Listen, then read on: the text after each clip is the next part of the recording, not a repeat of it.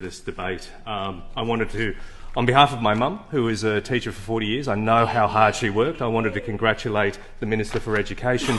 On behalf of the electorate of Strathfield, an epicentre of education, so many great schools and so many migrant families who come to live in Strathfield because they want the best education for their kids. I congratulate the Men's Labor government, the Minister for Education, for this historic piece of progress that has been made.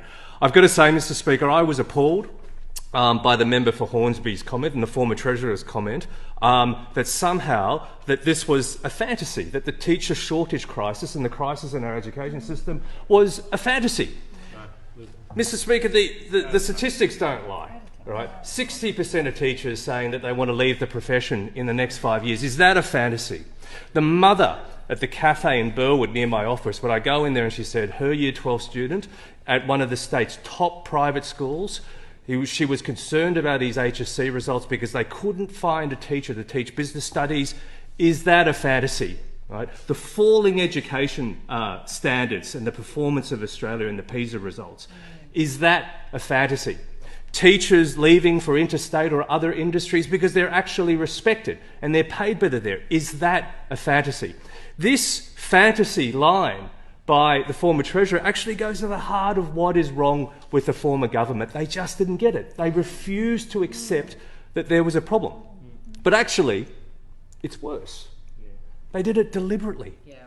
They came in here, what did they do? They came in here and they suppressed public sector wages. They suppressed teacher wages and they casualised 40% of the workforce. They variabilised the wages bill, number one. Number two, they sold off assets. They sold off like 49 public schools, I think in 2018, when Gladys Berejiklian was the Premier. They sold off the assets.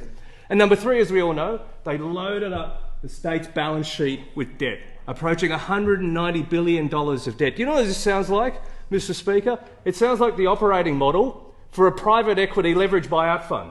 This is the private equity leveraged buyout fund model of running the education system in New South Wales, and we know the value destruction that happens when that occurs.